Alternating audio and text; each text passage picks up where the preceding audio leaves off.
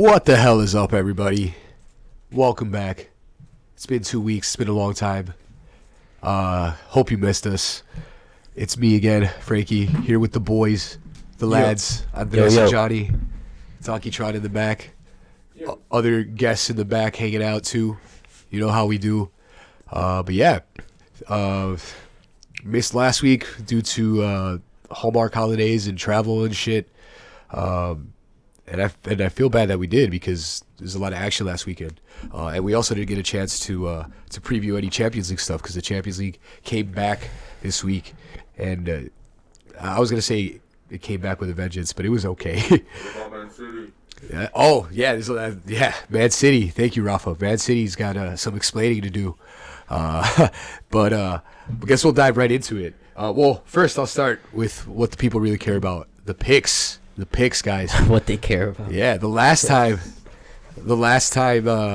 when we made our 6 picks, I actually did poorly. I only got 2 out of the 6. Andres and Johnny each got 3. So for those of you keeping track at home, I'm still in front with 11. Still.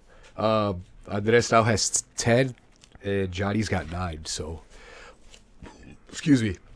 We'll see how that goes with our 6 picks at the end of the show today. But we'll get right started with England. Things are, I won't say heating up because Liverpool is 20-plus points ahead, right? But I guess I'll just briefly touch off on all the big teams, right? Last Monday, I guess the most recent instance in the Premier League, the one freshest in our mind,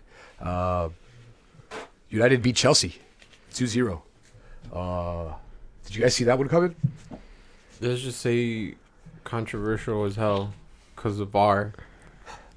I would say that's a gimme win for Man U. I didn't see that coming, but asterisk all over that. Like, it's getting ridiculous with the VAR situation. Is it though? Really? Because, it is. Well, Chelsea is now not 1 in 4 straight in the Premier. So, You can't tell me that's not directly related to Maguire not getting a red in whatever minute that was. That's right. I've seen those given. And then it's like, changed the whole game. I mean, yeah, Chelsea hasn't been playing great, but they were at home, so it was.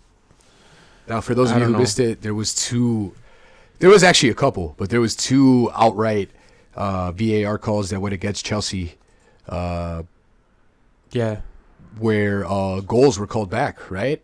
So the first one was the Maguire. He has with, how do you pronounce his name? Bayashu, whatever. Batshuayi. So, yeah, he's by the edge of the line, and then so this is what gets me. He's by the edge of the line, right? He kind of falls over, and then this guy, Chelsea player, falls with him too. And then on the way down, he clearly kicks his leg up in the groin, and I would be like, you know what? It's a yellow. Had that not already happened earlier in the season with the Son play with Tottenham. So there's already precedent for it, and he got a red. So I don't see how Maguire did not get a red. Do you want to know the best part? The same ref who gave Son that red card is the same ref who ref that game and did give Maguire the incredible. I don't. That's the first call, and then on top of that, that happens right by the replay machine. Like, a lot of people have brought that up, but the ref didn't even bother to go review it. They don't let it in the Premier League, and I think that's the biggest problem. Yeah. So they make the call from somewhere else, and the referee only gets discretion every once in a while. Recently, they started checking it a little bit more, but they don't as much. And like in MLS, not to say that MLS has got it perfect, right? But they go to the screen every single time. Well, Liga MX too, I think. Yeah, I think Liga MX, you're right.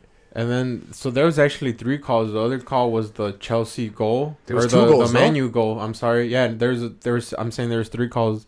The other one was the Chelsea goal. No, the Man U goal where it looks like the Man U player fouls the Chelsea player first, Aspiricueta. But then he kind of falls over and fouls someone else, and then they score a header, or was it a penalty? No, I think it was. Put that game up. Chelsea had a Chelsea Man U. It was a corner kick, I think. Yeah, it was a corner. It was a corner kick, and then Fred pushed Aspi, but Aspi pushed Brandon Williams, and Brandon Williams. But he pushed them because Fred pushed him. Right. I feel like. Well, So that like. Zuma ended up scoring off of that one, and they called it off because of the It foul. didn't count. Yeah. And then they called another one off because they said Giroud was offside, but he was offside by like a toe. So I think you're right, actually. I take that back. Chelsea has a right to be egreged. But at the same time, again, I'm not shocked because they didn't win their last 3 Premier League matches. So Yeah. So I take away that great for Man U, they won, and maybe Man U's going on the up, Chelsea's on the low, but I don't think they played that great. Man U did, and Chelsea, I mean, they didn't do that great either. So it's a long ways away from what we used to think and have set as standards for a Chelsea Man U game. Well, Abraham was hurt, right? Yeah. And then Conte went out hurt in this game too, right? Which could be huge. So He tore his adductor. I guess Maguire's been playing good for Man U. Marshall had a decent goal. Basaka has started to settle in. And Man U's playing their 4 clean sheets in a row for them. So that's something worth Isn't noting. Matamane supposed to be back? Eric Bailly looked really good in this game. Yeah. He did that little turn in the box, in his own box. Every time Gunnar Solskjaer, he talks funny, right? He talks like a little kid from like That's why he's the baby-faced assassin. Scotland or wherever he's from. The babyface assassin. I don't know That's what they called him. what did you think of the game? Or I don't know. So this means the implications was that United goes up to 7th. Yeah, and Chelsea's only 1 point ahead now. 3 points behind United, but 1 point ahead of Spurs. Yeah, for 4th place. Yeah, so Spurs win. They go top of Chelsea Yeah. over the So, weekend. so Chelsea worry? Is this problems for Chelsea? Definitely. Yeah, especially with champs coming up next week as well. Bayern. Yeah, Against Bayern, red hot Bayern. Yeah, Lampard has suddenly. That's how quickly stuff changes.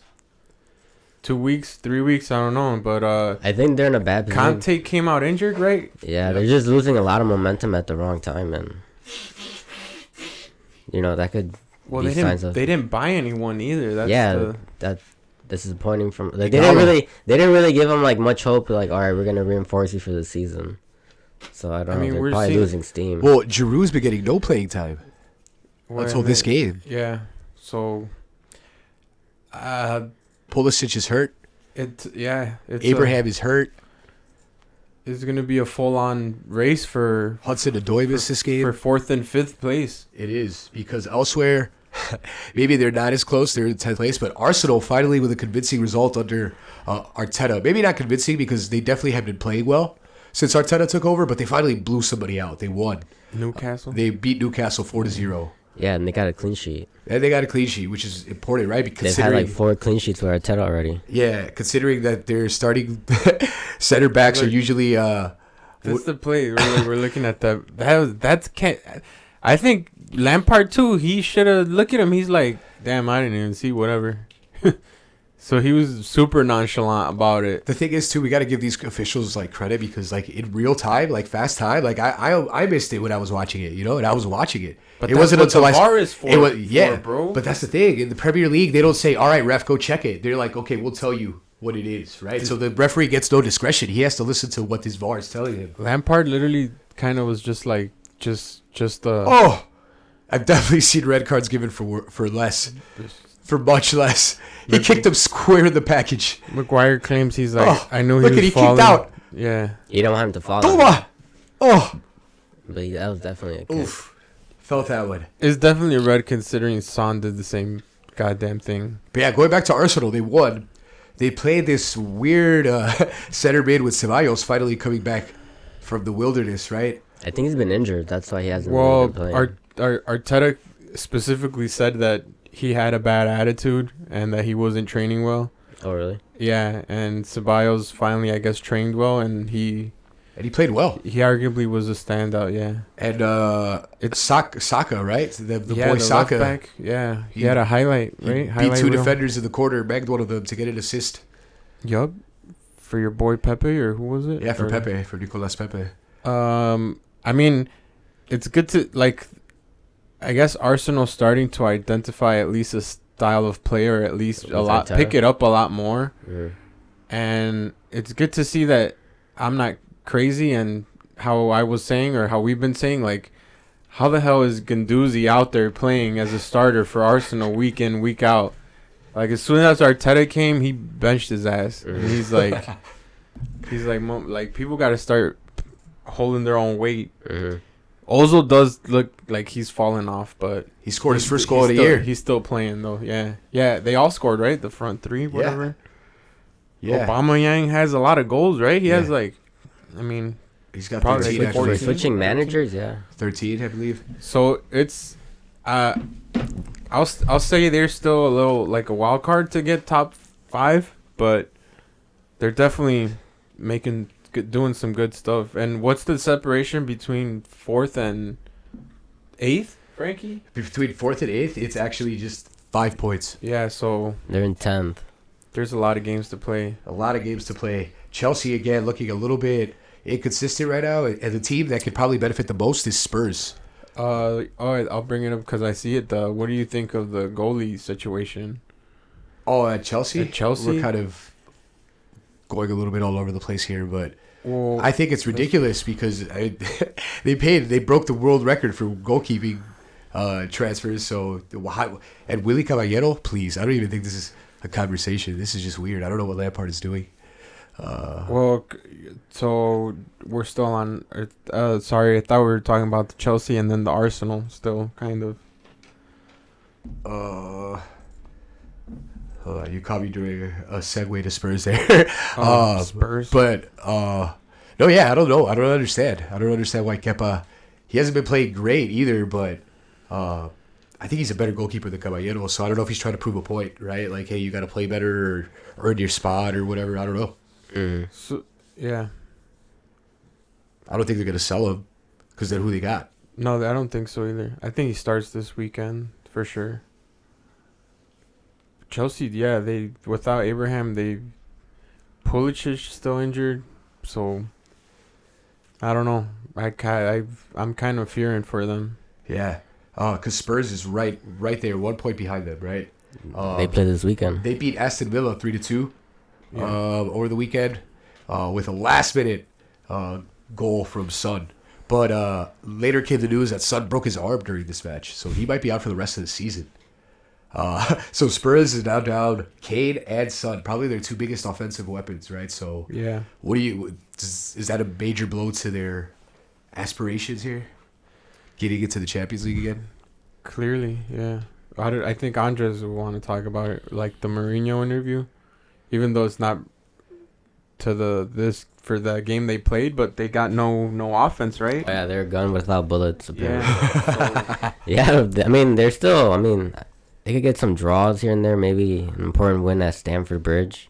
I'm starting not to see them as a top 5 either, because I just don't see what Mourinho's really doing there.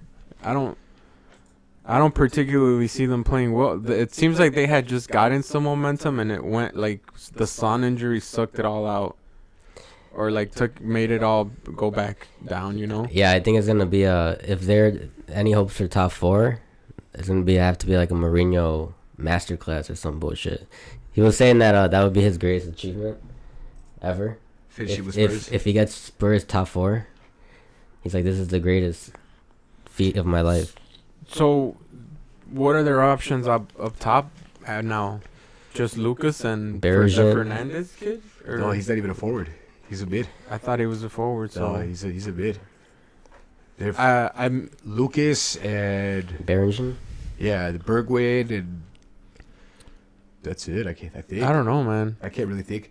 I think they need to try to throw Ali up top or something. They did. They started Son and Dele Ali. In the Champions League. No, not sorry.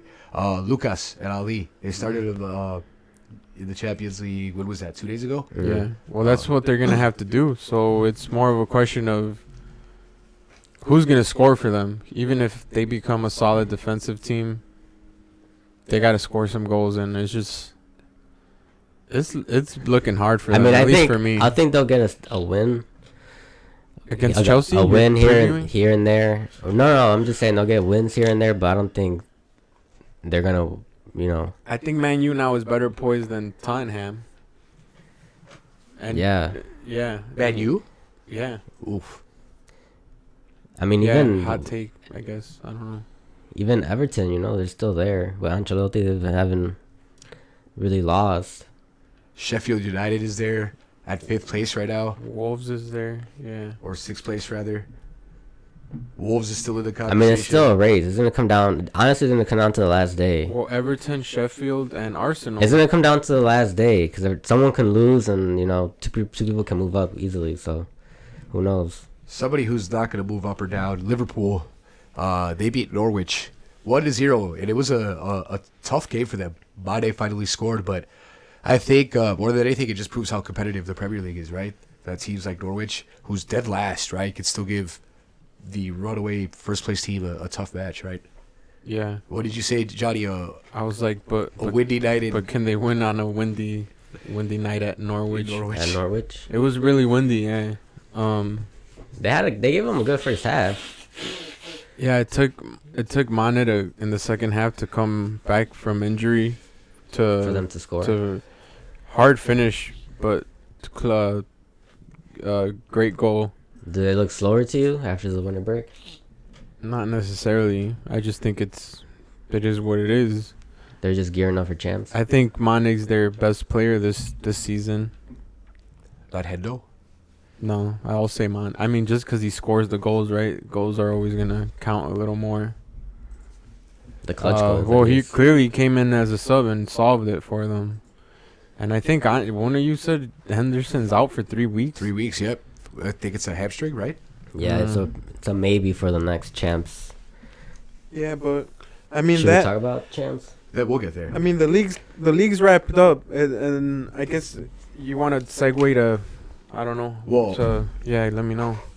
The last thing I just really wanted to say was what Andres was, or kind of reiterate what Andres was saying. It's going to go down to pretty much the last day as far as like European slots go in England. So keep your eye out on that. As we speak, 4th through 10th place are separated by only 7 points. So it's going to be, there's a lot of matches to play, a lot to fight for. Like Johnny likes to say, there's going to be a lot of emotion. There's going to be a lot of sad people. People will cry. People crying. But that's the beautiful game.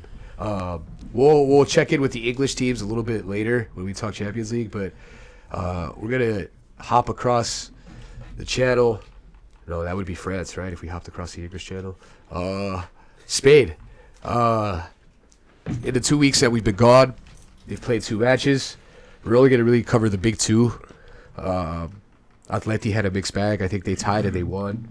Getafe's 3rd place. Shockingly, right? Getafe playing a negative football, causing all kinds of controversy. Yeah. They won in Europa yesterday against Ajax, and Ajax players and the coaches had nothing but bad things to say about their quote-unquote negative football. But yeah. Well, that's that. Apparently, the ball was only in play 42 minutes. That's crazy. Yeah, I don't know what that means. But That means it was only like on the it was in the air, circulating. basically. It was in the air. They were just hoofing it. But yeah, Barca in that span beat Betis 3-2 off of a hat trick of Messi assists. Then they beat 3rd place Getafe with another just beautiful Messi assist to Griezmann. And then also Madrid beat Osasuna, but they last week tied to Celta Vigo. So now Madrid's only a point ahead of Barca. So as with the 4th through 10th place in the Premier League, it's going to be tight. It'll be tight amongst the top 2 in Spain, right? But the only thing I really want to cover in Spain this week of note, Barcelona and La Liga. So I guess there's this rule in La Liga. I don't know. I can't tell you where exactly you can look it up or what it's called specifically, but there's like a rule that stipulates teams could buy players outside of a window, right, in case of emergencies. So Barca exploited it, and they were able to pay the release clause for one Martin Braithwaite, striker at Leganés. Braithwaite. Now, this is crazy because, one, it's outside of the window, right? So you don't hear about this a lot. I've heard about players being bought outside of a window, but because they're free agents, right? So they don't have a team. But this guy clearly was on a team, and not only was he on a team, but he's in a team who's fighting relegation. Top scorer as well. Yeah, top scorer. So Leganés is pretty hopeless now, right? Or pretty close to hopeless. And now Barcelona dropped 18 million on some dude named Braithwaite. But that just looks bad on Barcelona. They went that far, just to get their best striker. Yeah, well, that's what I was going to ask you. What do you make all about this? As a Barcelona fan, I think they should have been allowed to do it. They shouldn't have, but Yeah, I think it's BS it's for sure. poor squad planning, but I definitely screams corruption. I mean, I don't know, some rule that just magic like. Well, now they have to change the rule for sure. The thing that gets me too is that I noticed too they sold their other forward during the same winter market, so it's like Perez. Yeah. Yeah. So it just seems too. A problem of their own making, right? Yeah, exactly. So it's like, Which has been the Barcelona story for So- like the last 5 years. yeah. So it's like you guys sold your only other last viable forward, thinking you Your weren't best gonna forward. need a forward, and then Dembele is injured now, and you come up with this rule that, like, it seems too convenient. Yeah, no, and it's like, La Liga screwed up with that one. They need to fix that or make it so that that can't be done. especially how it takes away especially by like a superpower like Barcelona, who should. especially how it takes the team fighting for relegation's best player or goal scorer. Yeah. So I don't know. Barca. I think Messi he quoted himself the other day. He's like, we're not the favorites in the Champions League. Yeah, he did say that. So he's kind of not. He's kind of setting that. He's kind of. I don't know. The standard low or what? Managing expectations. Yeah, exactly. Yeah. There you go. Took the words right out of my. Well, he probably sees Mine. what other teams are doing, and he's like, well, we have a lot of problems here. It's wild because a lot of stuff happened with Barca actually, right? There's some publication about that the company that was managing Barca's image rights in terms of internet and that type of marketing. Apparently, they were making up stories that were talking bad about certain players, or how does it go exactly? Apparently, the president of Bartomeu had a PR firm trying to make Piqué and Messi look bad, so that he could get reelected as president of Barcelona next term. Yeah, just crazy stuff. Straight tabloid shit. coming out of Yeah, Barcelona. and this comes after the Abidal thing. Now maybe we neglected one thing. I can't remember if last time we went on, Dembele had already been announced hurt, but No, we did. just in case you guys missed it, he's out for 6 months, right? Yeah, Yeah, and they were banking on him to come back to save their front three. correct. Yeah. So So that's why they were allowed to do that. But even then, ridiculous. I've only heard of that for goalkeepers, really. That's a lot of outside. See, it's never good for a club when there's so much talk outside of the football that's actually happening on the pitch. Yep. For them to just perform, because that's gonna affect the players. It's gonna it's just not good in general. You can't there's a lot more negative going on right now at the club than positive. So it's borderline turmoil. I don't know. It's they got the win. They're still in La Liga, but they already bounced out of the Copa del Rey. Messi's saying that they're not the favorites and champions, and they're not even they're in the race for La Liga. But what if they might end up with no trophy, right? Yeah, it's very possible. Yeah. So when's the last time that happened? I was gonna ask. I don't know.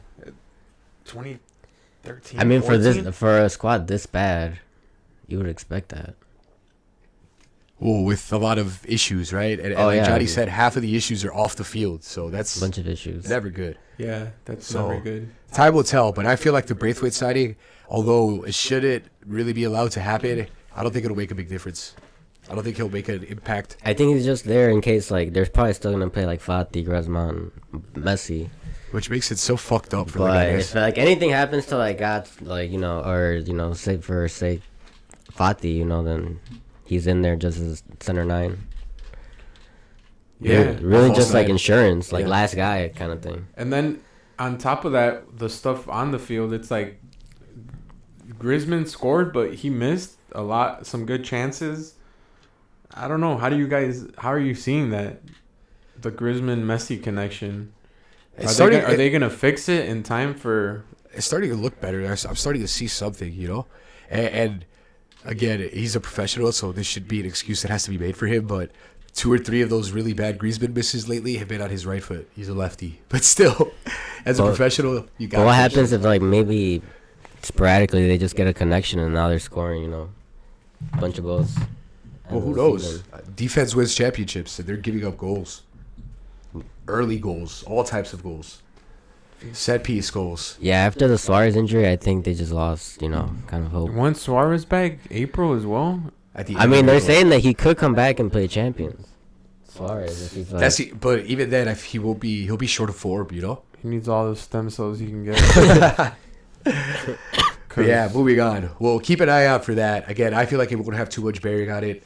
And hopefully, I mean, it's just unfortunate for Leganes. The Clásico is going to be a big one for. Oh, damn, you're right. I didn't even. That's right. Clásico on March 1st, next Sunday. So that might for that one. That's next Sunday. That one can actually decide the league, maybe. Yeah. If they're gonna keep winning out, you know. But it's hard to call because again, Madrid tied their last match against Celta, who themselves are kind of in a relegation battle. So, or am I making that up? No, yeah, they did. No, they might be. I don't want to disrespect them. Celta. Well, the boy Araujo's over there. Yeah, well, let's bring up the other Spanish team is Madrid, right? Mm. They tied 2-2. Yeah, their forwards keep not scoring. Hazard's first game back. Oh no, yeah, Celta's in the relegation zone. He drew a penalty. Yep, Hazard finally started. Played good, but the team seems more tethered on defense, or more like playing through their mid and defense than like some crazy style of play. Zidane has, how we've said kind of all season, been a lot better than I thought. Mm. But to me, the league's been weakened, and they have a lot of ties where I would expect a lot. I expected a lot more out of them and Barca, because Barca has like 6 losses already. 4. Right? 4. Well, there you go. 4, and how many ties? 4. And Madrid has like 8 ties. But I mean, it is what it is. Well, to quote Max Holloway. Yeah, it is what it is. Just briefly to sum up, elsewhere in the Bundesliga, first place through 4th place are still close. While we were gone, Bayern Munich played Leipzig and they tied 0-0, right? And it was a game really where, if you guys saw the highlights, damn. Did you see that? Yeah, Leipzig actually probably should have won. Timo Werner missed a couple of good chances. But yeah, that one finished 0-0. And Bayern Munich maintains a 1-point lead over Leipzig. Dortmund's right there in 3rd place. Gladbach's right there in 4th place. So things stay tight in the Bundesliga. Lewandowski scored twice again today, which brings him up to 38 goals, right, in 32 matches? Is that what it is? For what? 38 goals in 32 matches? Yeah, for Robert Lewandowski. Jeez, that's crazy. Insane. Lewandowski is on a crazy pace right now. So if you're looking for nonstop, lots of goals, competition till the very end, look at the Bundesliga. That one's going to go down to the wire. You're going to still think Bayern's going to ride the Lewandowski wave till it? Yeah, as long as he's their savior. He's been red hot since the beginning of the season. They go as he goes? Yeah, basically. Him and Narby are probably like their top 2 scoring forwards, but Lewandowski's hot, I think he had like maybe 3 games where he didn't score, and that was it. So he's been scoring consistently. The man can't stop scoring. Yeah. And he gets a lot of assists from Mueller too. He's getting assists from his forwards, so there's like a lot of creative outputs there at Bayern. It's a hot-ass yellow card. So you not giving Leipzig a chance to compete there or to win it? I don't know. Depends how far they go in Champions too. I don't think they're that deep of a squad to really, do well in both. Well, that's fair. This is the first time going this far in the Champions League. Yeah, so. This is their first ever win and goal in Champions. So in the knockout rounds, right? Yeah, so they're kind of new to that competition. I don't know if they're gonna be able to fight both. I think it's a tight race, and for as many goals as Bayern as Lewandowski scored, I would have thought they're further. They have a higher lead, and they really don't. So I don't think all his goals. I think they've needed all his goals, but they've not necessarily been for points that he's scoring the goals. And I mean, RB they look the part. I mean, they play good. The coach is good, and it's credit to the Bundesliga I think this year they really stepped it up a lot. I don't think anyone expected this type of race in general by right now. I think they're the second highest scoring league, right? Yeah. In Europe. And then Dortmund just got red hot, or not red hot, but like clear boost with hell yeah, with Haaland. Yeah, with Haaland, and it's like Sancho's been playing with a lot to prove, and they got a nice squad. Obviously, their defense is their downfall, but I think that's probably you could probably say that about any of the anyone in Germany. All crazy. The Bayern lost one of their center backs, and then Neuer he hasn't looked that great. Maybe I just saw one highlight and made me say that, but I mean, Bayern, I haven't really seen them to that much.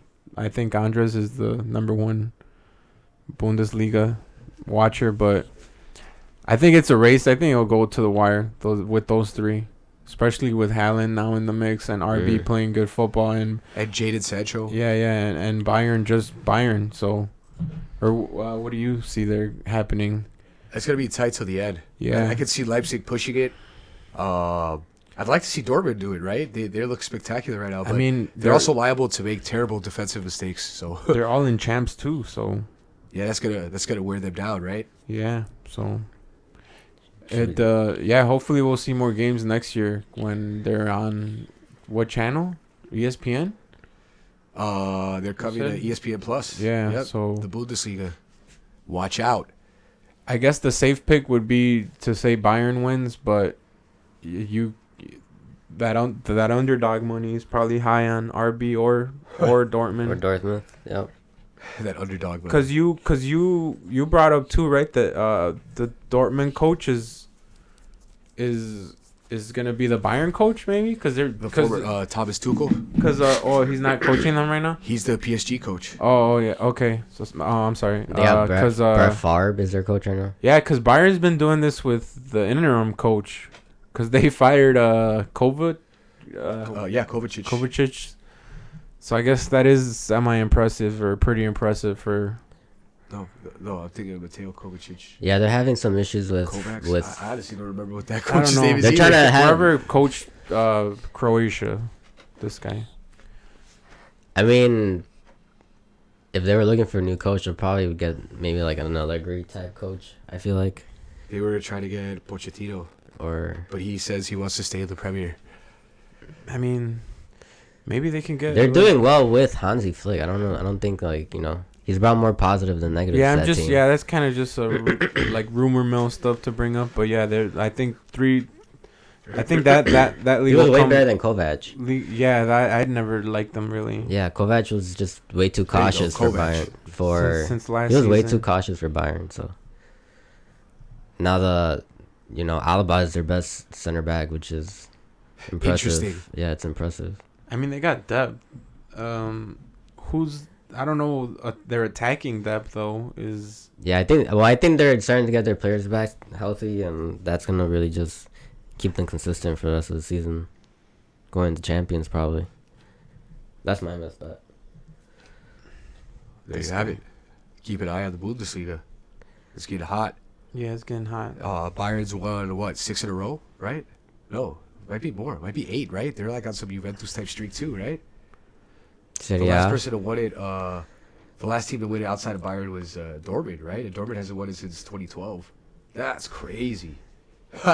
They've won it.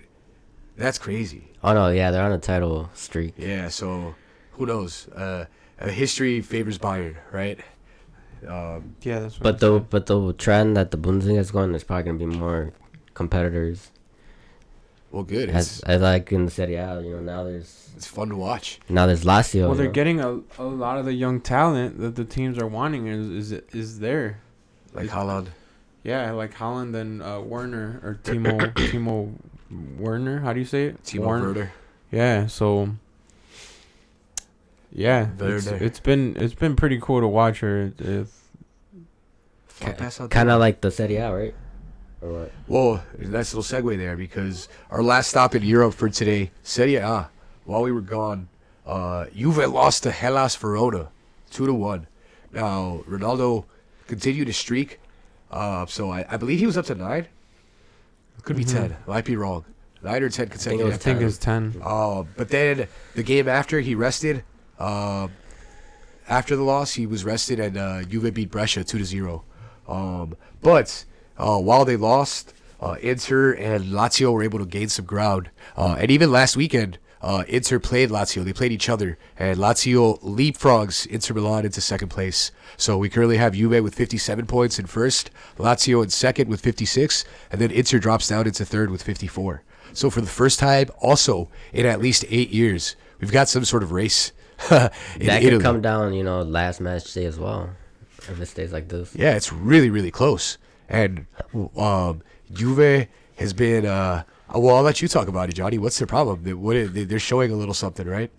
I mean, the Ronaldo dependency syndrome, whatever you want to call it. Yeah, they're not playing. They're not playing sorry ball, and it just looks like they haven't figured it out all season. They keep scratching by and winning, but I mean, they just lost, and now they're not even in first, right? Or are they by 1 point? They're 1 point ahead. Yep. Yeah. So, I think last year there was a race though with Napoli, even though didn't they barely win? By like at least 9 points at the end. Yeah, it was like 7 to 9 points.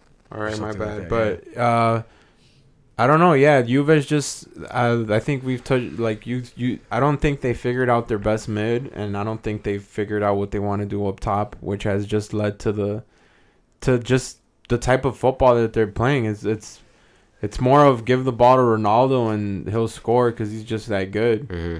At least from the start of the new year, a little bit before. That's really all they've shown. They're not getting the best out of Dybala. They're not getting the best out of Higuain. They're not getting the best out of Costa. They're not getting the best out of Ramsey. I mean, they got a lot of room to grow and really, really. Ramsey might even get sold. I know. I don't know. Because I think Dybala only has like 5 goals, bro. 6 goals all season. Yep. And for the type of player he is, I would expect a lot more. Hey, Chiellini's back. Bright spot, yeah, but. I think that's honestly hurting them that they're playing through Ronaldo more. And then I ask you, Andres, what's up with Inter? You thought you've been pushing Inter all year, right? They gonna recover? Do they not have the depth? Yeah, I mean, bro, I think this race is gonna come down all the way to the end.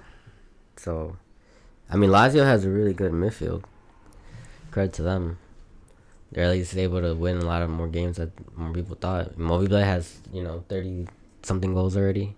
Close to it. I think he's at 26. Oh, 26 to Lewandowski's 25, so. Or 25, yeah. 25. 10 of them are penalties, though. A lot of penalties in Serie A. Yeah, it's been crazy with the goals, like you said. They're I think, third highest scoring league. I think it's I'm EPL. Real quick, I'm looking at the goals for, goals against. Lazio has the most goals for with 55, and then it's Inter with 49. And who has the most is actually Atalanta, who's in 4th with 63 goals. Yeah. Just dumping them in. Yeah, so... And then they all have about the same goals against. So it's actually been, a really good year for Italy. So Andres says Inter recovers. What about Lazio? Does Lazio, are they legit? I don't know, man. Boy Immobile? Yeah. Shout out to his wife. Shout out to his wife. They have some nice players. I like Joaquin Correa. Yeah. And my boy's on that team. I barely noticed Lucas Leiva. Lucas Leiva. They have that Spanish midfielder. Is he Spanish? Yeah, Luis Alberto, right? He's good. Oh yeah, they have a Lukaku too. Oh, yeah, Jordan Lukaku, right, on the bench playing right back or whatever. Yeah. But yeah, they haven't gone away all season, and they beat Inter. I think Controversial game too, where Immobile was given a penalty, and I think you said you wouldn't have given that penalty, right, Johnny? Yeah. Yeah. And Zagi's been coaching them well. I think they're all pretty close. Juve is the favorite, but I like how you mentioned, like, they kind of don't care. I mean, they should win the league, like it's kind of expected, but they're gonna go focus on Champions League. Yeah, they're all in for champs. So yeah, but Inter is interesting position because I think Eriksson just scored right in the Europa, so he got his first goal. That's if he picks it up, and because right now I think what's been going on with Inter is they just haven't been scoring. Like I think Lautaro Martinez has dried up. His goals have dried up a little bit, and they've kind of been. They lost to Lazio, and then that was a big game. So, I mean, Lukaku's been a tank. He keeps scoring, and a lot of penalties too, though. But I don't know. I always got to go with my boy CR7, and I think they have more depth. I say Juve's gonna win. Yeah, I mean, it's hard. That squad. I mean, Juve has like by far the better squad, like by far. But I mean, it also depends. It's not working. It also depends how far these teams go in Europa and in Champions League. Yeah, European. If someone drops out early, then they're gonna focus everything on the league, right? So that's fair. So really, you can't know until like everything starts unfolding at the end. I didn't think Lazio would stay there. So now, what I said was the benefit for Inter was that they're just gonna finish in second, and if they win the Europa, great. But now they have to keep up in the league to not lose second place to Lazio, and then because isn't it only top two make it from Italy? No. Or the third, top three? It's top four. Top four, yeah. Top four. It's then still the top four? I thought they only got three, and the fourth is a playoff. No, they got top four. I think the fourth is a playoff. That's how Atalanta got in last year for Champions. Yeah, because they finished fourth. Yeah, they finished fourth. Damn, they still get four? Yeah. Garbage ass. Hey, it's not too bad. But yeah, speaking of Champions League spots, it's that time. It came back, y'all. Finally. Champions League was back. We saw it this week. Some intriguing matchups on Tuesday. And we'll get right to the juicy one because I know you guys got a lot to say about this one. Liverpool finally lost. They haven't lost since Napoli away, right? In the Champions League group stage. Or technically they lost in the, what was it? The Carabao Cup, right? Yeah, in December. 16-year-old. But yeah, Liverpool lost 1-0. They got Simeone in Madrid, 1-0. Atletico got the early goal off a little bit of a scramble, a little bit of confusion off a set piece. A little bit of luck. And then they clung on for, the better part of 90 minutes. And yeah, they got the home win. So we go back to Anfield in about 3 weeks' time with Liverpool down 1-0. Tell me what you guys saw. Tell me what you guys thought. I think Andres says he has notes, so I have notes ready. Let him take it away, I guess. I don't know. He said notes. I don't know. I mean, what can we say about Simeone at home? He played his style. I think a lot of people were saying that they're gonna struggle against like really defensive teams. Who, Liverpool? Yeah, Liverpool. And you saw that. You had Trent and Robertson not really pushing up. You had really like no creative outlet in the middle. So you kind of forced them to play down the middle, and that midfield that they had just wasn't for that game. Right. Which kind of surprised me that they didn't go for an away goal. They needed something. It was hard though because Atletico probably played their best game. Resurgent win in a long time. So this is a Simeone type performance, but not one you would expect from this version of Atleti, right? This is the weakest Atletico in like 5 years. So it was surprising, I think a little bit. Harsh.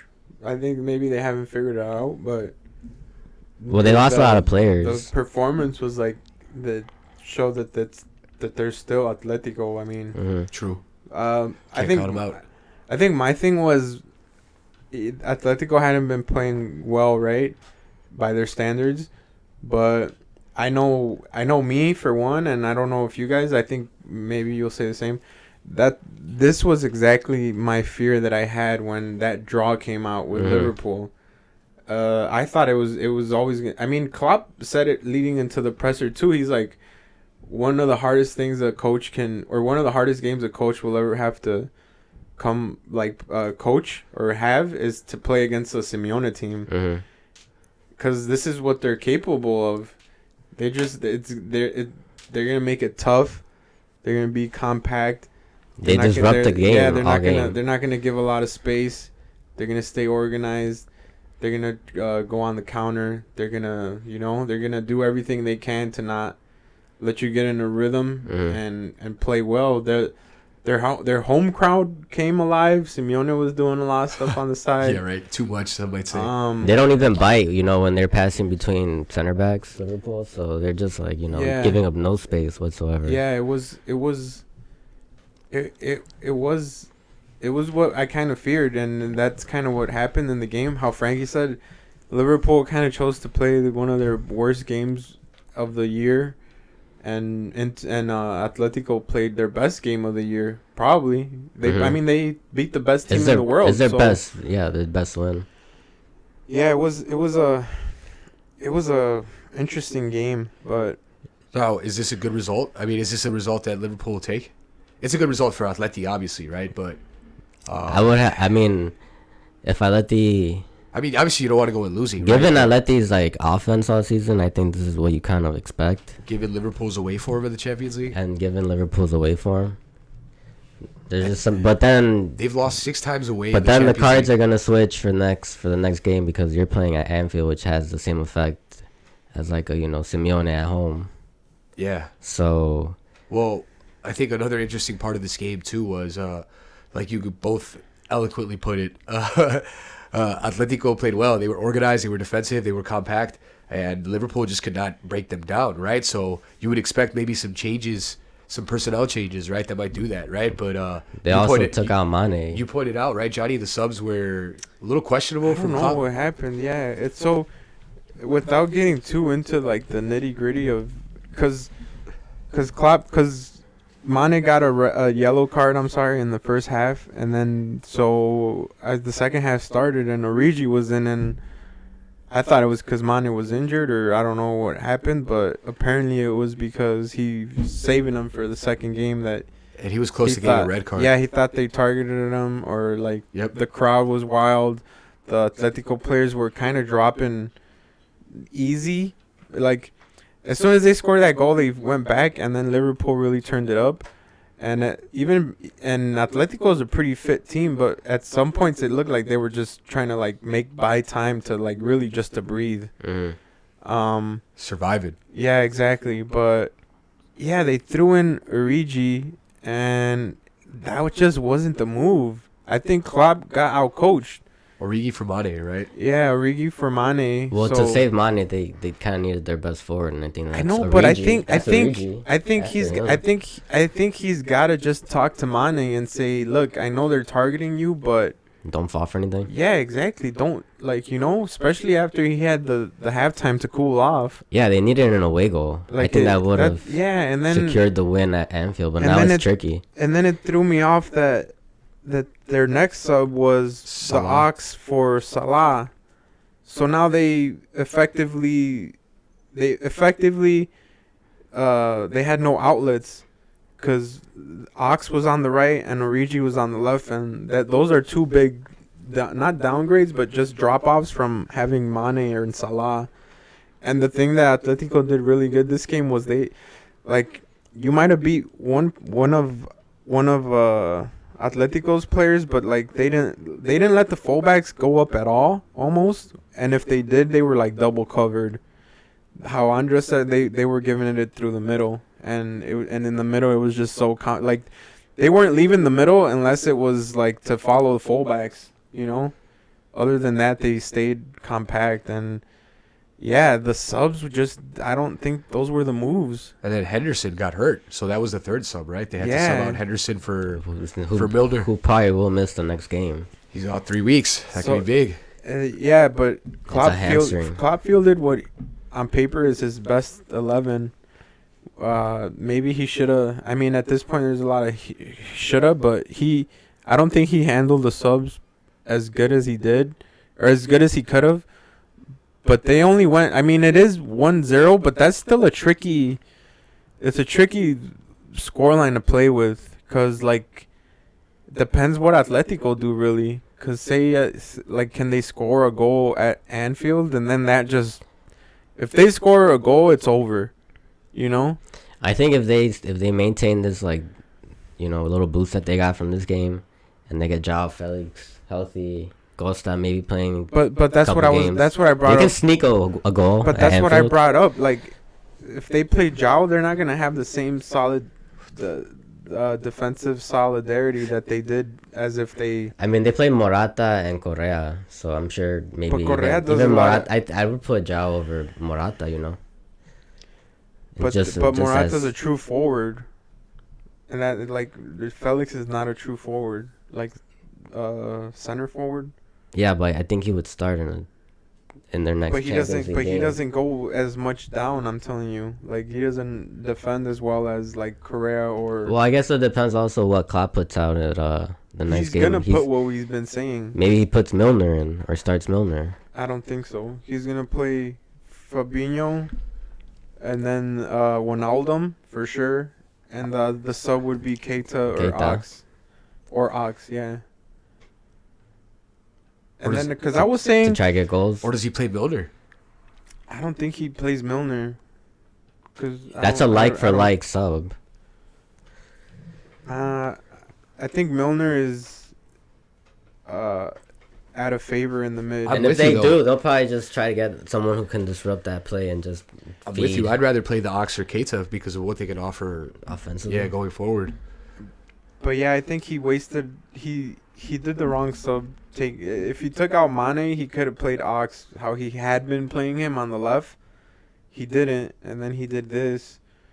But I mean, they didn't give up another goal because Atletico looked the whole time. They looked more dangerous. Yeah, they were sharp on the counter. That too. They looked more dangerous, and they looked. Considering their lack of weapons, right? Yeah. They looked more dangerous and likely to score than Liverpool ever were the whole game.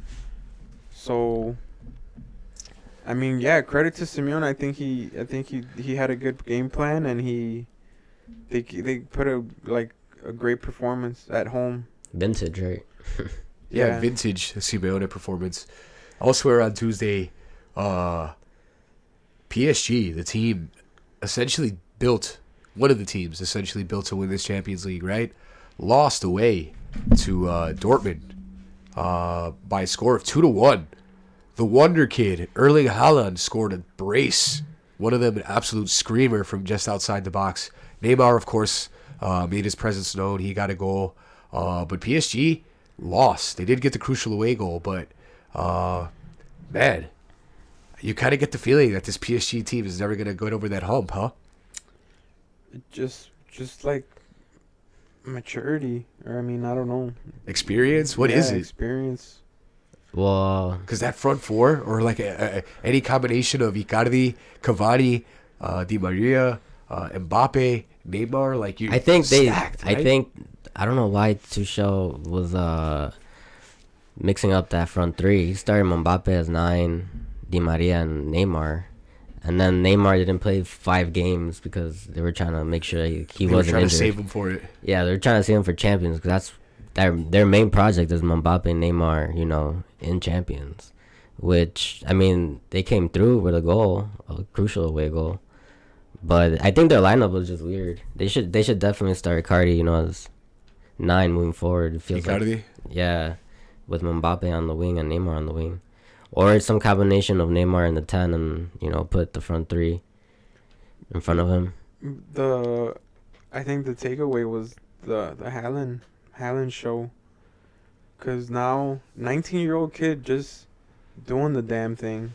Getting his 10th Champions League goal of the season. Yeah, he's been red hot, like stupid hot. The stats are crazy because he's the first teenager to get 10 Champions League goals in one season. Mm-hmm. First teenager to score with two teams in the Champions League, right? He's also scored in every single one of his debuts for Dortmund. That's in the Cup, in the League, and now in the Champions League. It's crazy. And he scored a hat trick on his first This is insane. Champions League. Well, yeah, kind of bring it back a little bit. It's like He's the real deal, man, right? I'm surprised. I'm surprised now, like super surprised now that how you brought up that more players didn't go during the winter market because that rule change that if you play with a Yeah, they got rid of the being cup tied. yeah. So before it used to be that if you got transferred in the middle of the year and you already played in the Champions League, you couldn't play for your new team. But they did away with that, which I wasn't aware of until the morning of. So that made it exciting, knowing that Haaland was going to play, right? Yeah. And he again delivered 2-1. It's just applying the advantage that they got over the winter break now, which makes it for more exciting because a lot of teams got better, you know, like Dortmund. Well, does Dortmund hold on to the lead? So So they got to go to Paris now. No, I don't think they. well, if Haaland keeps, if he's, I mean, he's. And Sancho too. Don't forget about Sancho. That's why, yeah. Like they have so much offense that PSG has to go up. So if it's gonna come down to if they're clinical. I think Royce is coming back. Marco Royce, yep. So that tie. I mean, it was always one of the more interesting ones on paper. So I think definitely some drama there. But Neymar, yeah, I mean, I'm tired of the excuses. It's always something with him. Like, he literally made an excuse of why they shouldn't have been saving him. Yeah, he was mad. He said he wanted to play. You gotta be kidding me. But yeah, they're like given his medical history. We Yeah. can't play you until champions. He said he didn't agree with the club's decision, right, to keep him out. And that he lost form. But And he even said that he wasn't even in shape and that he's probably bigger than he should be. Clearly, the relationship between club and player is just beyond repair there, right? He's gone.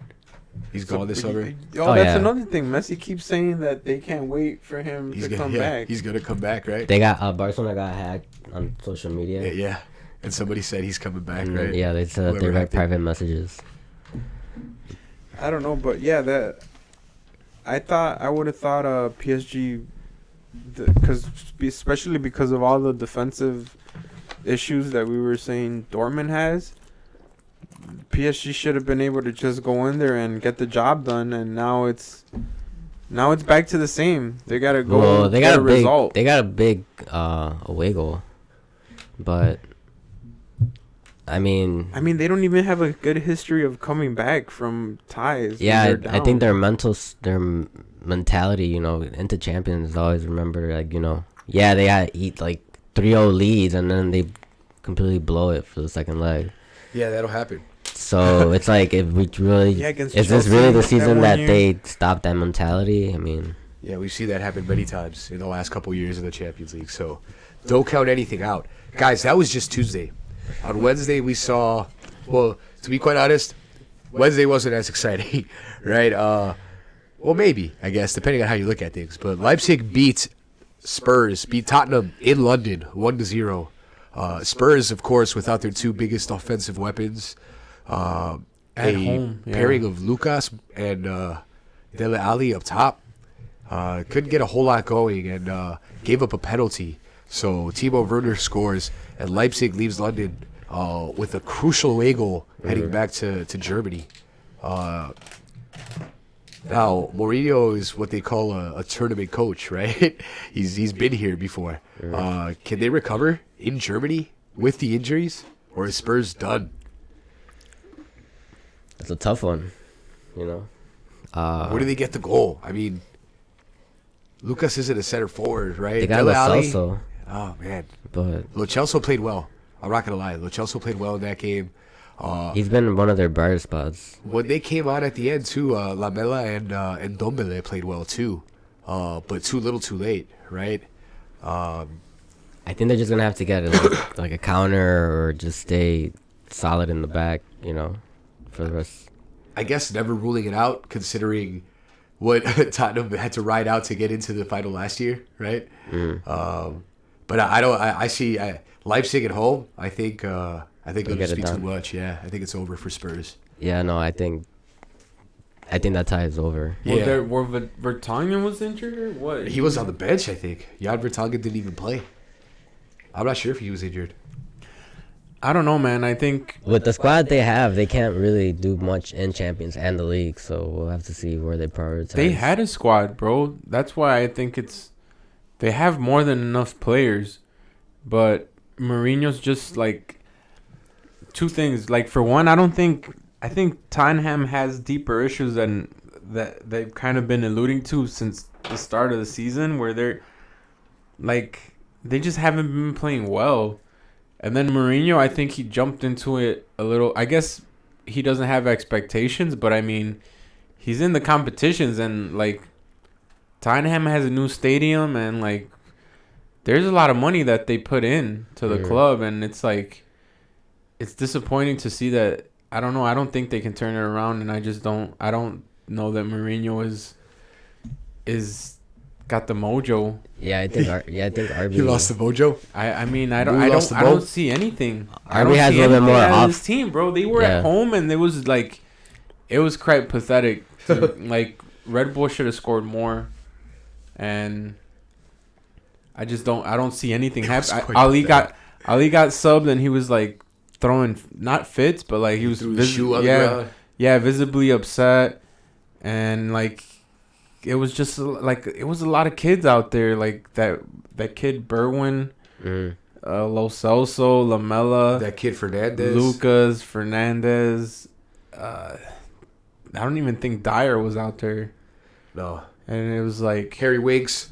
Yeah, the penalty was it was obvious, and it was Ben Davies, who just came back from injury too, right? I was like, who the fuck is Ben Davies? I mean, do you think they turn it around? No, I don't think so. I mean, I don't think so. I mean, I think if there's anything I've learned in many years of trying to go against Mourinho is that you can never really truly go against Mourinho. But I think you're right. In the last couple of years since Man United, I feel like his tactics are. I mean, he doesn't look as angry, right, or as bitter as he did when he was at United. But I think you're right when you say that he lost his mojo, man. I don't know. I think he just has a bad squad. That too. I mean, I guess we'll judge him. We'll judge him after a full summer transfer window, right? Because, give him like 2 transfer windows, bro. Maybe he'll make you a top 4. But I think the thing is, like, even coaches like Klopp and Pep, right, who you think are like, gegenpressing and possession, right? Tiki-taka, even they've evolved, right? Yeah. I haven't seen Mourinho evolve. Yeah, me either. We all know what he's gonna do. Yep. He wants a big physical forward. He wants to do Simeone type organization. He just wants athletes, right? Get the ball up to the big forward, right? Yeah. And I mean, that's kind of putting it roughly, right? But he had that really good season with Madrid. Come on. Well, he's more about defending and not giving up anything, right? And then trying to score on the break or on calculated risk. And that's why he was one of the better counterattacking teams. Well, you would always count on his teams being solid defensively, right? And we haven't seen that at all from Spurs. Yeah. You would usually count on Mourinho's teams being solid defensively and then figuring things out offensively. Right now, Spurs, I would say, have been looking pretty decent offensively before injuries, but like the defense is a mess. I don't know. I don't think they recover. Well, they had just picked up momentum and they lost it all when the Son injury came out. So yeah, that song really was. That is a tough blow for them, and it looks like Mourinho is really banking on that. He's like, "What do you guys want me to do?" Right? Yeah. He kind of that's the. What did he say? The stairs are taken away. Yeah. So I'll give him that much. He still gives a soundbite. He's still one of the most entertaining and funniest on the mic and on the sideline. So, I mean, this is still a big part of the team that had a lot of comebacks last season in Champions. They made it to the final. Made it to the final. Like, I wasn't expecting them to. Pochettino, and they got a squad. You just made they got a squad, dude. Tottenham has a squad. Now they don't have forwards, but Mourinho is just not the coach to make it work. Yeah, exactly. So yeah, they probably don't make it past. Unless Kane comes back somehow super quick, which I've heard nothing about. So I don't I don't know, man. So they don't get I past think this next game. Maybe. And then the other match on Wednesday, Atalanta in their first not quarterfinal. In their first knockout tie, blew out Valencia 4-1. Valencia did get an away goal, but nobody saw that one coming. I think both of you guys agreed Valencia's done, right? Yeah, I would say. But Yeah, They're playing at home for the next time, but I mean, 3 goals to come back from, crazy. Yeah, no. Mestalla is a good stadium, but yeah, I think it's a lot, and they haven't shown the best form at home or that in the regular season. And I think Atalanta looks inspired. I mean, like these cheerleaders. I think they're both similar, right? They have offensive quality, but both teams are liable defensively, right? So it could go either way. But it could happen, but I don't see them coming back. And Atalanta might just be they gotta win like a 3-0. That's crazy. Yeah, it's got to be like a perfect match. it has to be like a remontada type game, but I don't know if they can pull. I don't know. I didn't think they were going to make it out of that group in their Champions League, so I really didn't have high expectations for them. That was controversial. Did you see that meme? It was, or I think it was on the Snapchat one where it's like at the 1-4-0, but the still looked like a Sunday league team. It's like one of their players kicking the ball. Oh, yeah. But Atalanta. To be honest, this game was crazy. I saw the highlights. There was at least like 20 attacking plays where like for both sides, right? The ball was like knocking and rolling, dude. It was. Well, Atalanta has 63 goals in Serie A. Yeah. We brought it up earlier. They've been rock and rolling, and they're playing their games in San Siro. Their stadium isn't big enough for European soccer, so they're playing in Milan. That's I mean, really it's not your home stadium, but it's got to be something, right? Yeah. I mean, they're a team to look out for. Maybe they get rated after this season, right? More players start putting good performances. And who are they? Their players? Is it good? Like they have time to mention some of them. 2 Colombians up top that people may know. Duvan Zapata, big Colombian, is their big goal scorer, and then they got Luis Muriel this year. I do know Zapata actually. And Muriel has been at but neither of them scored. Neither of them in this match, right? Yeah. They also have Josip Ilicic. I believe he's Serbian, right? But he's having a stellar season. He scored a golazo in this one. They have the Argentine playmaker Papu Gomez, the number 10 with the blonde hair. What's with the blonde hair, right? Everybody's dyeing their hair. So they do have some interesting players. We'll see, right? Yeah. It's a fun story, right? Anytime you see a team that small, right? Go on. I'm happy for their fans, right? That they get to experience that. And to blow out a team like Valencia. Valencia is not like like just some random European team, right? We're talking about a storied club. We're talking about a team that's won La Liga in the last 20 years, right? So yeah, but as they progress in Champions, I think they're still going to be like that. The smaller teams. Definitely. Definitely. People want to probably get an Atalanta. That maybe. jersey was dope. The Valencia one. The all white. the cream. Yeah, it was cream and orange. It was cream? I thought it was all white. It was all white, right? With the orange pants. Yeah, it was nice. But yeah, guys, more Champions League to come next week. We'll kind of give you a preview rundown of that in our picks. But stay tuned. It's back Tuesday and Wednesday next week before it takes 2 weeks off again. And we're back with the return legs. So last stop on our show here today before we make our picks. We're bringing it back to this hemisphere, back across the pond. Liga MX. And since we're watching them right now, and because I got to ask you guys, and I got to talk shit, ¿Qué pasó con las Chivalácticas? 1 win. They're winning right now. Chivas are beating Tijuana right now, 1-0. But they have 1 win in the whole tournament. And they're down near the bottom. This was a team that bought a whole nother starting 11 almost of high caliber Mexican players, and is currently in 9th place. So what's the deal, Johnny? Is it the coach? Is it Tena? What do they got to do? Is it just going to take some time? I saw the game, and I don't think it was. They lost to Cruz Azul, by the way, last weekend. I don't think that they played that bad. It was a close game, 2-1. Cruz Azul, their goalie kind of saved them. I think it is more on the coach a little bit. But Cause now, like I've started to see a lot of the games now. Shout out to YouTube because they just pop out. Yeah, they just pop out. With the streams, like we're watching it right now. I don't. They got the players. I just don't think they're playing that great. So if right now they're winning and they got a man more, a man advantage. Yeah, but oof. I think Tena's definitely on the hot seat. Yeah. He took a boot to the head. They keep saying they've been saying a lot of names, bro. Well, I think Tena. I mean the Ojitos Mesa. Yeah, Ojitos Mesa. Mesa. They were saying El Profe Cruz. Yeah, so I'm like, dude, motherfuckers are ready to come out of retirement to coach Chivas. But do you think it could be some of the players too, though? Like, here's my take: Antuna has looked nothing like he did for Mexico or for the Galaxy last year. Well, right now he put that assist finally. Finally, right here, yeah. So. It's also the Liga MX, bro. Where Macias, right? Is Macias hurt? Or he what? Scored. He just scored two. Oh, he scored this one, right? Yeah. Well, there you have it. Because Chivas has about 2 players for each position. Yeah. But, I mean, I didn't hype them up at the beginning of the season. It's just more of...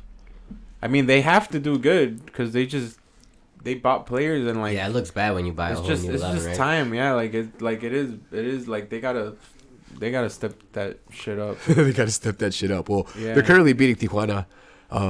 So they might move up in the table. Cruz Azul, of course, beat Chivas. So then they're up to three wins, looking to gain a little bit of consistency there. And the only other really thing I want to talk about is the top of the table currently in Mexico. Tigres keeps losing. The top of the table, and thank you, Johnny, and who's not at the top of the table. So right now we have 2 of the classic grandes, right? 2 of the cuatro grandes.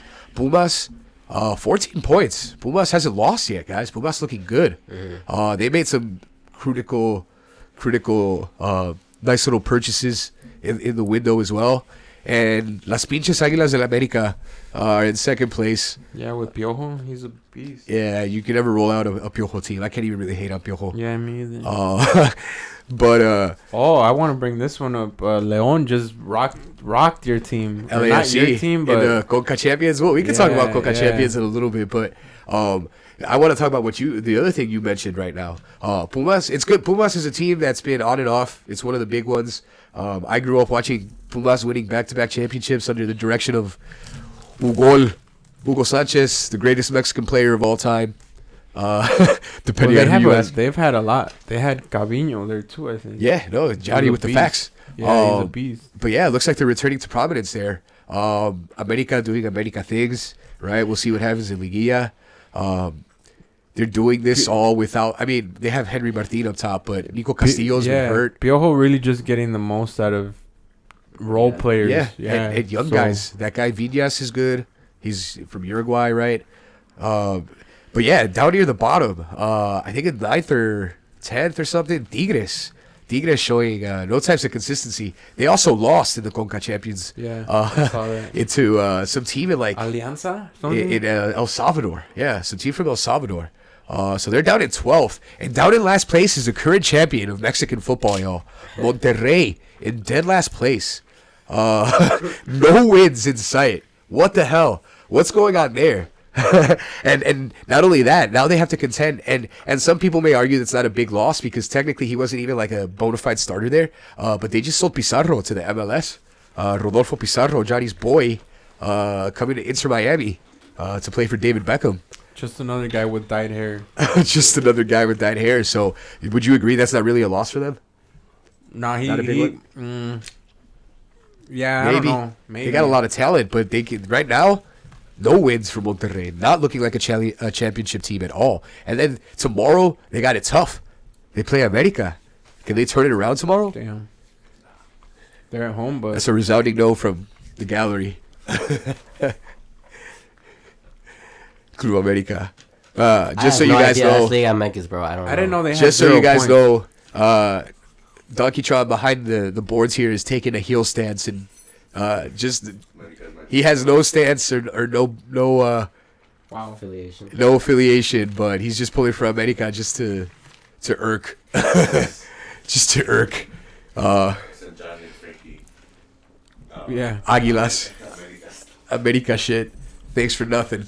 But yeah, America plays Monterrey tomorrow. So if you guys are looking for some quality football on this side of the ocean, in this hemisphere, look for that Monterrey Club America tomorrow. That should be a good one. Also, Cruz Azul plays Tigres. So, I mean, on paper, that's supposed to be good.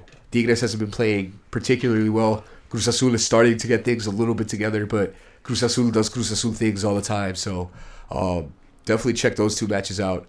And we'll see if maybe Chivas gets some consistency. Maybe this game that we're watching right now against Tijuana is the start of something, right? Well, Tigres also has been known to just make it into the tournament and then pick it up. It's all about timing, right? When there's a playoff, when there's Liguilla, it's all about hitting your stride at the right time, right? Yeah, but I didn't know that Monterrey was in last place. Dead last, bro. That's crazy. And I guess briefly we could talk about CONCACAF champions, right? The premier club competition in the North American Soccer Federation. LAFC from MLS traveled down south of the border, played León in León. Carlos Vela booed on home soil for him, and they lost 2-0. I don't know if you saw the highlights. No, I didn't. But the defending from LAFC was... Both of the goals were from errors, direct errors from comical MLS type defending. Montreal Impact tied against Saprissa from Costa Rica. America tied Comunicaciones from Guatemala. It was crazy. There was some crazy results. Seattle Sounders tied Olimpia 2-2. NY City, the one MLS team that had a good result, New York City FC blew out 5-3 San Carlos. And Atlanta United also tied 1-1. Cruz Azul was actually losing into stoppage time to Portmore United, some team from Jamaica. It was 1-0 in the 90th, and then Cruz Azul pulled out 2 goals in extra time. So CONCACAF champions is home and away. So there's still a lot to play for, and I would say, I mean, look, I'm not going to really unpredictable. I'm not going to make excuses from the MLS teams, but look at these Mexican clubs. They're playing right now, right? MLS teams, the season for MLS doesn't start till next week. It's 8 days away. Mm-hmm. So these guys have been in training camp, played a couple friendlies, and now they're playing the best teams in the hemisphere in Mexico, right? So they're not necessarily informed. Look at Vela. He's still fucking got his vacation weight. Right? Looking clearly at least 5 to 8 pounds overweight right now. Yeah, that MVP weight. That MVP weight, yeah. He's like, I just had the best regular season in MLS history. Looking like a straight up Pachi warrior. Yeah, no, it's bad timing for them and start this tournament. They're a little cold. What I will say about this first round of CONCACAF champions and what Johnny was kind of alluding to with his joke is, the MLS teams, they keep talking about closing the gap, right? But it's not looking like that, right? I would agree the timing is poor. It's bad time for them to start an international tournament, but I'm one who follows MLS and likes MLS. I think this is sad. They have another cup competition that they've got with Mexican teams, which I think they're more focused on because MLS is constantly trying to prove that they can keep up with Liga MX. And look out this summer. There's going to be the All-Star game is Liga MX All-Stars versus MLS All-Stars, which I think could be entertaining. Pretty cool, yeah.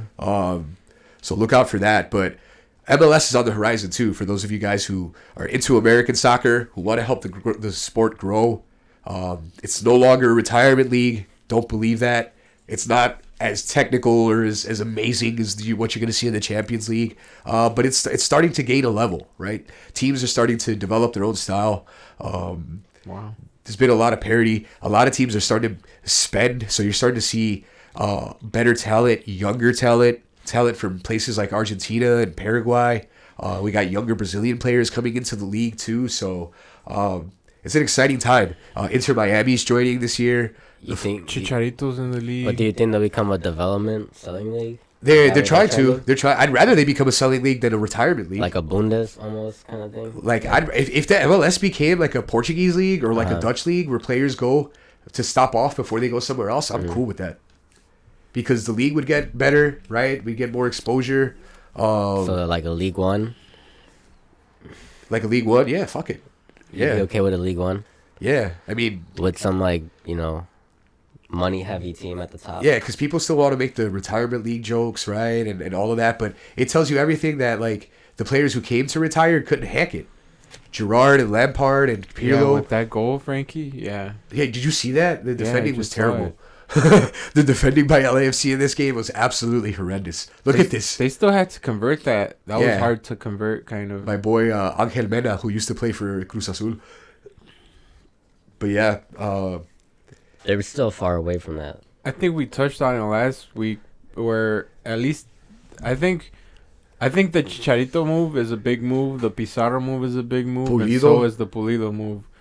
Because at least those players are like, they're gonna be there for like 3-4 years. I would assume 2 or 3 at the minimum, and they're like in their primes.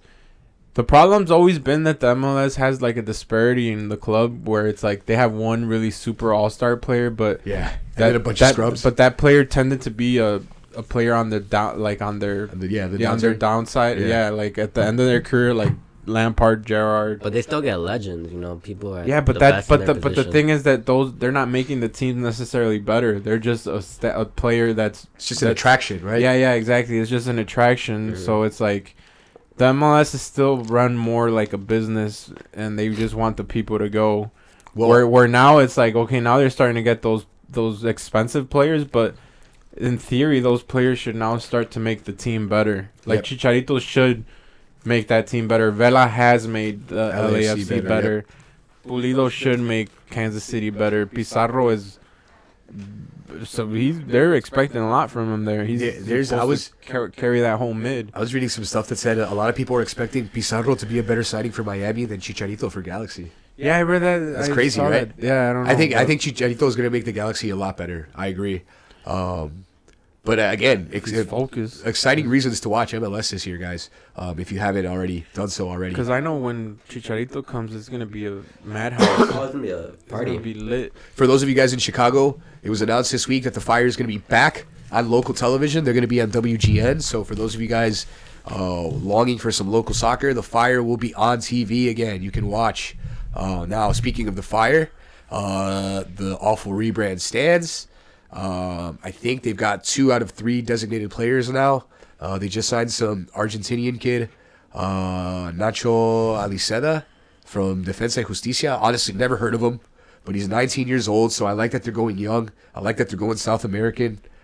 They've also made a lot of signings from like the Swiss League, Austrian leagues. They're recruiting from some of the lesser European leagues, right? So the new, I guess, front office at the Fire is formerly from Basel, from FC Basel in Switzerland. So they're using their networks and their scouts to pull players from from the Polish league, right, and from the Swiss Alpo league and all of those leagues and things like that. So while a lot of these signings do not get the pulses going, they don't excite me. I'm hopeful because these are the guys that discovered Mo Salah. And maybe I shouldn't expect, and I'm not expecting a Mo Salah type revelation, right? But they've got some European pedigree. The coach, Wiki, has played in the Champions League, has coached in the Champions League. So I'm positive, but hopefully they can do something about the logo, man. It's not good. I've seen it at the CTA trains around here. Yeah, they're really pushing it. The new owners is throwing a lot of weight behind it, but yeah, It's check just, it like, out. Super basic, like like unappealing or like not very distinct or memorable. Yeah, no, the Fire opened their season against the reigning champions Seattle Sounders on the 1st, the same day of the Clásico, on March 1st. So for those of you guys looking to get into MLS, March 1st is the day to start doing it. So look out for that. Which brings us to the last portion of the show. Time to pick up, boys. So just to quickly recap, Johnny's got 9 correct picks. Andres has got 10, and I've got 11 out of a possible 24 right now. So I'm pushing 50% efficiency on these. Now for this weekend, we're doing 2 matches from the Premier League, and the remaining 4 are next week's Champions League fixtures. So Big games. big matches. So we'll start tomorrow in the Premier League. We have Chelsea versus Spurs, 4th place versus 5th place. Just a point separates these teams. A lot on the line here. Who you guys got? This is probably the hardest game to call. Yeah, this is pretty hard to call, but I'm gonna have to go Chelsea. They're going to bounce back after not winning 4? Yeah, I think Tottenham has been hurt by the Yeah, last is he gonna champions. play? Who? Abraham? He might. I think that's Doubtful. That's a big. Conte's injured. They're For playing Chelsea, at but the bridge, mind you. yeah, they're playing at the bridge. Conte's injured, but I mean, I don't think that's. I mean, that's a big loss. So you got Chelsea under this? But I got Chelsea a home win. I think it's time for them to show some pedigree, some last signs of life at the Premier League. Because if they lose, they're gonna be trending down till I don't know 6th, 7th. So I also have Chelsea just because I think they've got more right now. Even though, let's say, Tammy Abraham isn't ready to go, if he puts in, like a Giroud, I have more faith in Giroud than I do in right now top two of Mara and Ali, right? So I'm going Chelsea. I wanted to go with Chelsea too, but I'll just go hot ass draw. Draw. For the. That's honestly a good result for both of these teams. I think both teams would be happy with that right now, considering their form.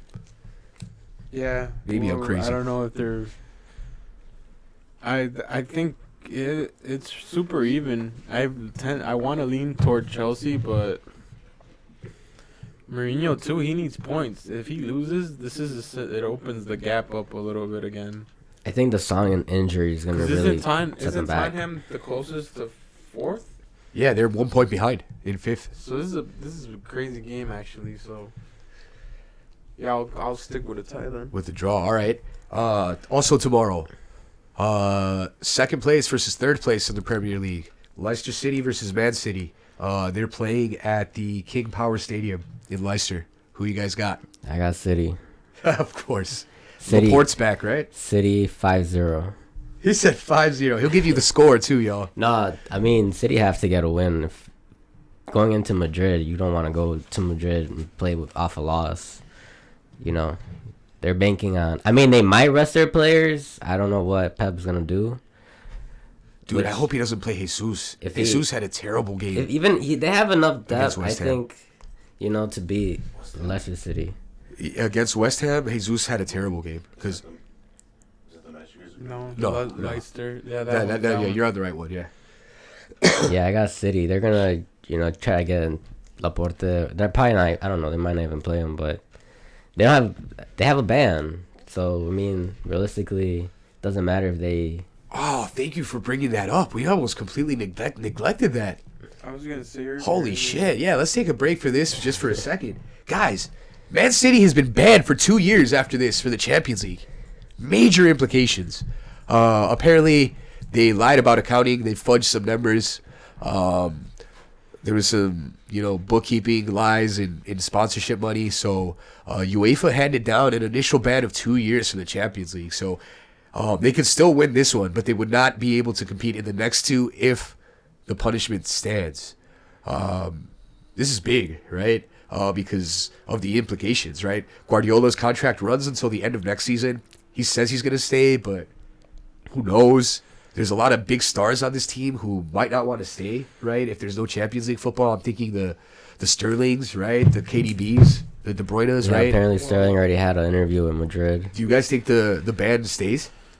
Because usually when we've seen these type of things, they go to appeal and they get halved, right? Yeah, but this is that's what I different. was The ones that have thinking. been halved, they're like for youth players, right? Youth player violations. Mm-hmm. This is for like straight financial.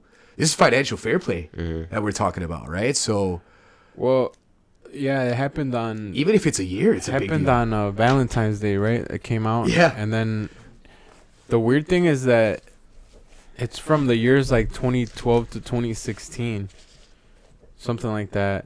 So it's like I don't understand how it takes so long for them to bring it up later. It came I out. There don't was a know. leak Because There they was need transfer It windows. just They got a hold of some emails that had some information and shit like that. even touching on the financial fair play, like I thought that was supposed to fix stuff, and instead Neymar gets sold for 220 million pounds that 1 year, and then the market effectively is broken, and City just keeps. Pep spent what $350 million by himself. Well, it just brings to light how much money they spend. But Them and it's like- PSG, without showing Yeah, financial. it's a big deal just because this is background. effectively what City were like. Yeah, they won. They already won leagues, but they need to win the champions. And if they can't win the champions for 2 years while they have the best coach in the world and some of the best players in the world, totally defeats that purpose. I mean, I think this is probably just help City because I mean they're going in a rebuilding kind of mode. Me. No, I'm saying like you said help City, yo. Well, they might lose their players. Let him elaborate. How does it help? Well, without Champions League, maybe some stars that were occupying spaces for maybe like a Foden's, the Sanchos, they might uncover a little bit more talent in the academy. I mean, if the stars leave, they leave. I mean, Sterling might leave, Aguero's coming down to like his last years. De Bruyne is going to leave. I mean, Sané, they're saying that just to make up for like this stuff that he has to, be traded out to Bayern just to make up for the money. But I mean, yeah, if you lose those players, maybe you get a little bit more used that Pep needs, or I don't know. There's some good that can come out of this. It also puts like their foot down against teams like PSG and City. Like, look, if you guys are gonna be spending this much, this is what's gonna happen. So. Well, yeah, stay tuned because City is gonna appeal it.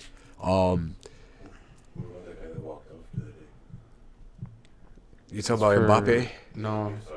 Mbappe being he's talking about yeah, we got more instances of racial abuse, this time in Portugal. Oh yeah, Portugal.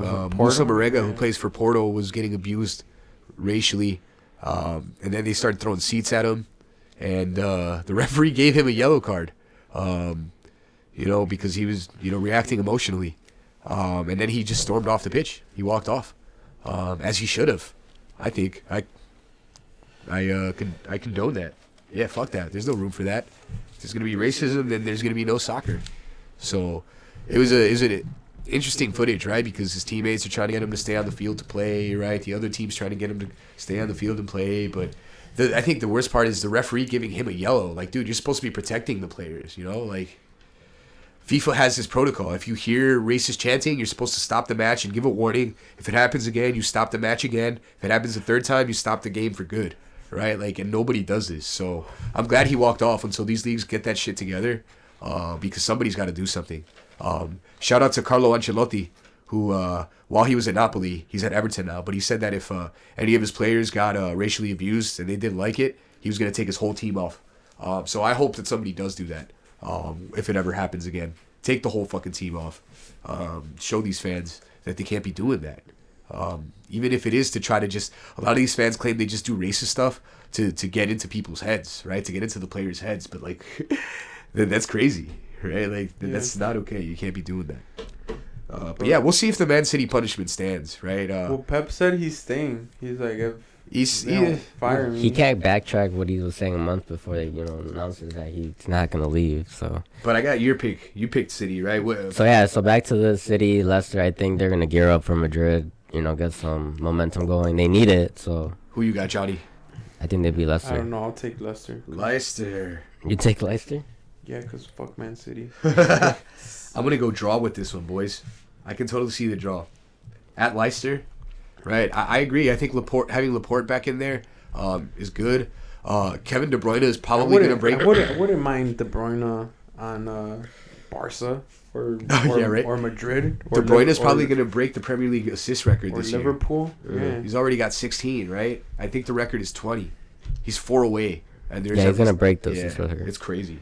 So you think Leicester City's defense is going to hold City? I think they can. Well, it's hard, right? De Bruyne playing in the way he is, but did you see Jesus? If he plays Jesus played so bad. I didn't see those highlights. Well, he's not. He was playing on the left. On the left wing. Jesus missed like 2 sitters at least 2, man. I feel like they're gonna have to buy a striker. I feel like they bought him to replace Aguero eventually, but struggling. He's just not that great. Shout out to Dead Caesar for watching. Shout out, son. We'll jump quickly to the Champions League picks. Chelsea play Bayern at home next Tuesday. Probably next week we got some pretty good matchups in the Champions League. So Who you guys got? Chelsea at home or Bayern? I think Bayern. Yeah, I shouldn't even ask on this. I knew that one already. Yeah, I have Bayern going pretty far in this tournament, so Shit. I don't think they're gonna lose. They're still scoring goals in Bundesliga. Lewandowski scored red hot.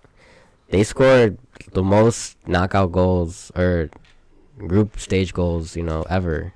This last group stage? Yeah, they scored like 20 plus something goals. Lewandowski had 10, so they're going far against Chelsea. All right. What about you, Johnny? I'll probably take Bayern as well, even though they're gonna go away to Stamford Bridge. I just don't know that the Chelsea defense is Ready for this? Yeah, I don't know that. Lewandowski in rare form. Yeah, but I can't really pick Chelsea, but they can surprise. But I think it's just it's a lot to go against. But it'll be interesting to see what Lampard does and how he coaches that game. I think a superstar is gonna make the difference. This is our first clean sweep of the week. We all picked Bayern for this one. And then we go to Stadio San Paolo, Napoli versus Barca in Napoli. Barca with the terrible away form. Yeah, fuck. I got a tie. You got the tie. Oof. Yeah. Honestly, that's a good result for Barca away currently. I think away, they have been improving in La Liga, but You want a hot take? I'll give you a hot take right now. I think Napoli is still that team that gave Liverpool problems. So Oof. They can. I mean, a lot of teams can give. Well, everyone says they have the best defender too, Koulibaly. they've beaten some big teams. They're not scared of the big team anymore. They beat Juve. They beat Inter. Hey, if there's anything we learned from Roma, Barcelona a couple years ago is don't count them out, right? Those Italian teams. But here's my thesis. But I still think they get a vintage Messi going champions. There you go. You cut me off. Took the words right out of my mouth. Messi hasn't scored in the league in 4 or 5 matches. I think he breaks that duck in the Champions League. Messi, too big, too much. Barcelona in Napoli. How's that a hot take? You don't think so? No. I think they're favorites. They're probably favorites. For sure, I thought you were gonna say Napoli. No, I thought you were gonna say Napoli, bro. No, not at That's home. not a hot take at all. I think mine is a hot take. Considering, then. I think a draw is a hot take. maybe not so, but like considering Right? Barcelona's form, Yeah, what is he talking? considering Barcelona's form, bro, aren't you the one talking They about just won, Setien apparently. out? Setien We keep out? saying Messi's gonna save a Messi, and then Messi, hat trick of assists. I don't know. Well, I guess because he hasn't scored. I don't. lately, Yeah, right? I guess. He's gonna get back in the scoring groove. Who you got, Johnny? I'm inclined to just say Barca as well. Oof, on this with the draw. He's going to be the... All right, the next one on Wednesday. Next Wednesday, we go to France, where Juve travels to Lyon. I think Juve, Juve over one of the there weakest should be. teams left in the tournament. I think this one's going to be another clean sweep. With no Depay. With no Memphis Depay. CR7 was rested just for this, Who's so. still at the Neymar party, though. Still at the Neymar party. They play Lyon. from He's a France. rapper, too. Yeah, it's pretty these teams have definitely played each other in the Champions League before. I can't remember the last time they played in the knockout stages, but this is Lyon. It's a decent little team. I don't France, see a draw either. I mean, maybe if their offense doesn't click, but no. a rested Ronaldo is probably gonna come back. Yeah. Scoring goals. Well, he might play over the weekend, right? But he did get a game off, so Mhm. I could totally see. And this is where this is why they bought him, right? This is Mr. Champions this is League, come on. where he's gonna make all his money. Yeah, this is how. Hat trick for sure. Patrick for sure, he said. Yeah. All right, and then the last Not a one. doubt in my mind. For some people, this is the tie of the round, right? Yeah. We got City traveling to Madrid to the Bernabeu to play Real. Who you guys got, Real or City? At Bernabeu, I'm taking City. I'm gonna take Madrid. That's a hot take. Madrid at home, Yeah, Madrid at home. and you're taking City away, huh, Johnny? Yeah. Only if they play Agüero. I mean, they have to. I'm pretty sure. See, look at the close, man. Look at it's close. 25% draw, 37% Real Madrid, 38% Man City. Jeez. It's 50-50, man. Oh, I mean, that's crazy. I mean, it's Zidane. It's Champions League. It's, you know. Look, I think the City players are mad inspired right now, knowing what they know, right? They feel persecuted, right? They don't know what's gonna happen, so it's all in for the champs, right? So I feel like Pep and the players have a point to prove now. So I mean, it can work the other way, dude. That's why it's so crazy to see what happens. Man, but Zidane's never not. Yeah. Not even that, but just like say City lose 2 to Leicester, and then like I don't know what happens, but I've said all season, and I'm gonna say again, I think City blow Madrid out of the water With the offense? with just Look, it's your boy I don't think missing sitters. I think that's what City has been doing. They've just lacked that finishing touch. I don't see it at all, to be honest. And I don't know how they're gonna score against Madrid, who has one of the best defenses in the world. Oof. in Spain. In Spain at Bernabeu. Maybe I think they'll lose like 2-1. They'll get a away goal, but I think Madrid's gonna edge out. If we saw a classic vintage Simeone, we'll probably see a vintage Zidane in Bernabeu. There you have it, guys. So I got Madrid winning. You didn't pick. Oh, I did it. I'm picking City. I think I said City. No, I did. I said City yeah, because they got a point to prove. Yeah, they're playing with purpose now. They may not be back here for 3 years, so they got to make it happen now. If there's a time that Pep's going to win the Champions League again, it has to be this year. Because who knows after that, right? But that's why it makes no sense if they win and then they can't defend it. Like, Will they win it just for the last hurrah? I mean, Pep will feel I guess validated. you don't really defend it because if you get knocked out, you get knocked out. Players can finally leave. Like, all right, if I want to leave the club, I'll do it now. This is the perfect time. You know, we're not gonna play next year. That brings us to the end of our show, guys. But Thanks good, though. again. This one was a little bit long. We're pushing almost an hour and 40 minutes here, but then again, it's been a few weeks since we've seen you guys, since you guys seen us. So, thanks to the 4 or 5 of you guys who are watching consistently for the whole the whole live cast. You guys are amazing. Let us know what you think about the show. Let us know what you think about the matches, about the Champions League, Liga MX, whatever. Drop us a comment. Let us know. We want to interact with y'all. Y'all see that our boy Nero suggested the keeping tabs of the picks, so we started doing it for the people. We're here for y'all. So once again, thank you guys. Watch some football this week.